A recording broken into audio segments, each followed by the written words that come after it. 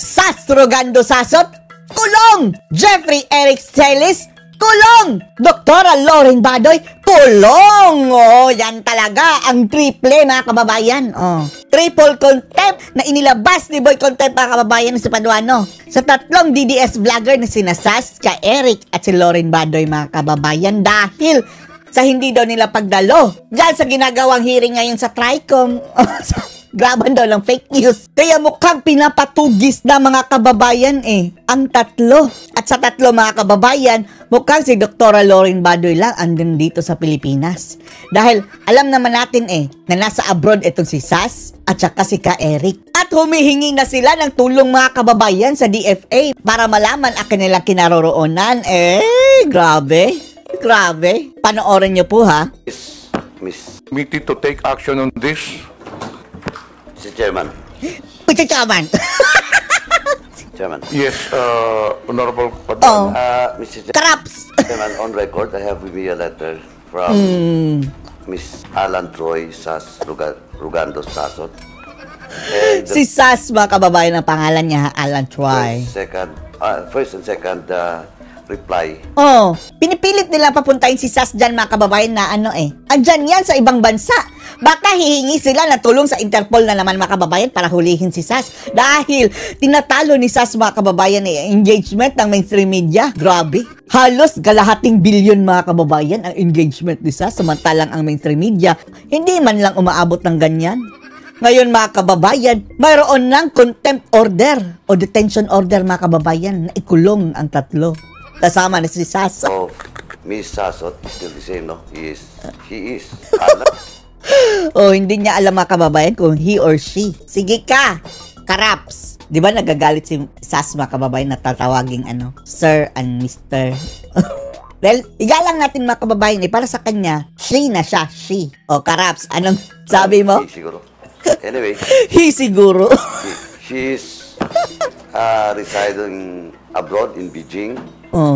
And once again, ando na pala sa China si Sas? Akala natin sa Netherlands. Pero parang nagmamasteral mga kababayan, doon nag-aaral. The reply is still the same. Now, Mr. Chairman, with this, we have invited her. Ayusin mo! Him or her? During the first hearing. Her! Natawa siya mga kababayan. Kasi confused siya kung him or her. Her. During the first hearing. First hearing, and this is now the fourth hearing, Mr. Chairman.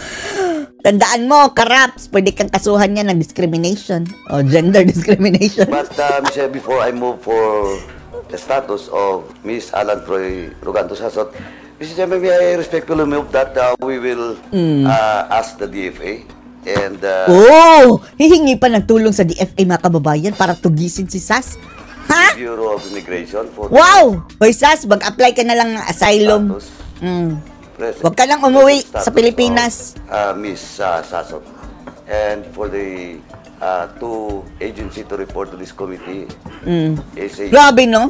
Gagamit ng resources ng mga kababayan, ng gobyerno, para lang tugisin si Sas.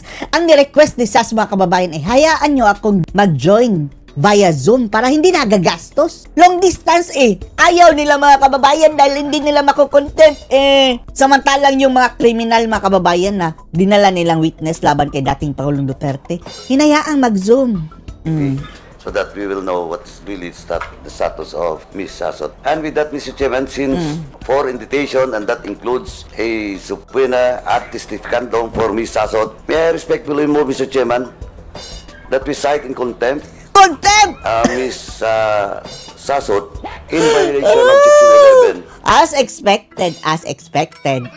Paragraph 8 of our internal rules, refusal to... Ang problema niyan mga kababayan kapag makokontempt yan, hindi na yan makakalabas until Kingdom Come matapos yung 19th Congress. Kagaya ni Colonel Grijaldo mga kababayan na wala ng hearing, andun pa rin sa detention center. Refusal to answer summons without legal excuse. So move, Mr. Chairman. Is there any objection? Contempt, kulong na. Second. Second demotion agad.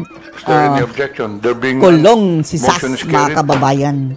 Second, Mr. Chairman, is Tsaka man, subpoena at testificando pena. Ang lanta.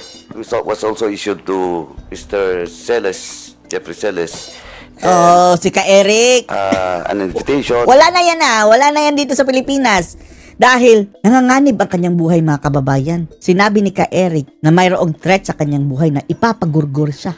The show cause order and the subpoena at testificando was Sa issued Fina, hindi sa Bena. to him, but still, he is not present in today's hearing, Mr. Chairman. And before that, Mr. Chairman, I have some information that Mr. Chachawan. Celes has left the country.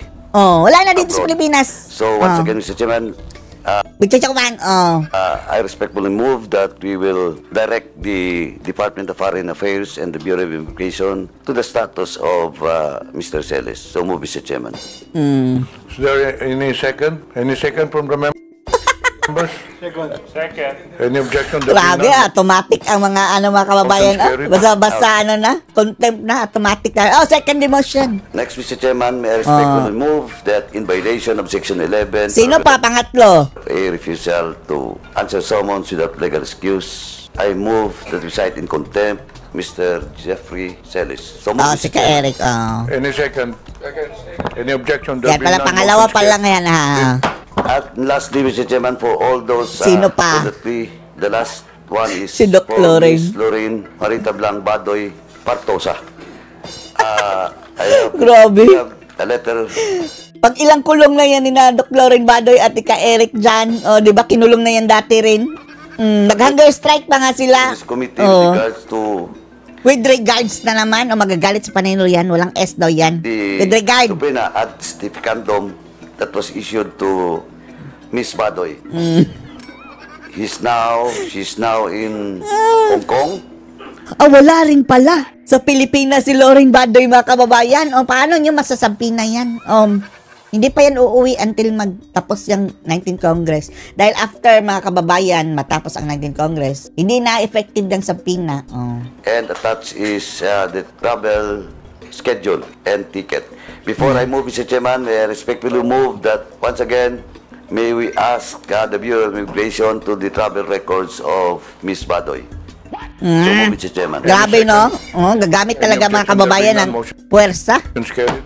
Now, Mr. Chairman, may I respectfully move Chachapan. that we cite in contempt Miss Badoy Partosa Tulong! of Section 11, Paragraph A of our internal rules for refusal Grabe. to answer summons without legal excuse. So move, Mr. Chairman.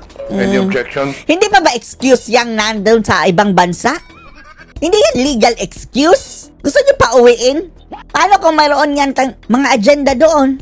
There being none, motion carried. Now, in the case of Miss Mary Jane Kiambao Reyes, which is why we have received a copy of her Si letter. MJ. Is now abroad, and for the record, she was She! Ito, no, hindi alam ang pronouns, mga kababayan. Babae, she. Lalaki, he. present last hearing, Mr. Chairman. And with this, Mr. Chairman, Magchichaman. was just invited to today's hearing, and I think the content of this her excuse letter is valid. So, may might as well invite Miss Mary Jane Kiambao Reyes for the next hearing, Mr. Chairman.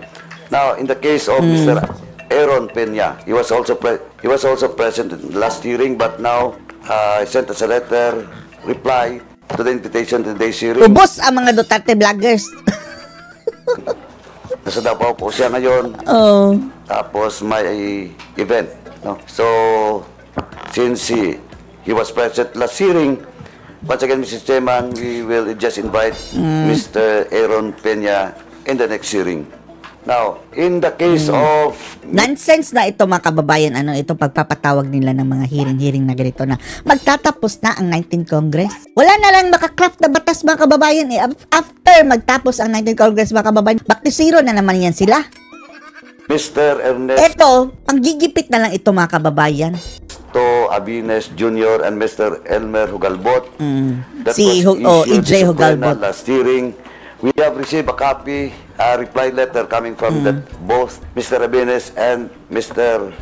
Hugalbot. Taga Cebu yan si EJ Hugalbot eh. And again, the reason why they're not present in this hearing is all about their financial capacity to spend Sige, ilibre ninyo. in attending this hearing. That's why, Mr. Oh, Chairman, eto na mga kababayan, nagsasayang lang ng pera, ano?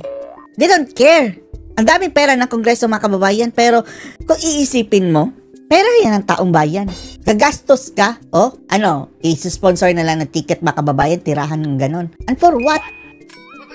All of this nonsense na mga kababayan dahil magtatapos na nga ang 19th Congress. Hindi na yan matatapos. Waste of money. I respectfully move that we will once again issue the subpoena anti-stipicandum to both Ernesto Grabe, Aviles and grabe, ang Mr. daming Elmer pinagsapina. Galbon, and for this committee to address the issues of financial capacity of Mr. Pati financial mga kababayan, oh. Good job. EJ Hugalbot. Tutulungan ka raw, oh. Aviles and Galbon. Oh, dahil hindi basta-basta eh. Gastos ka. Siguro tayo na pong kumuha ng ticket so that in the next year they will be present. Wow, wow. Oh. Ano masasabi niyo dito mga kababayan na isa-isa na lang kinukulong ito mga Duterte supporters? Post your comments below.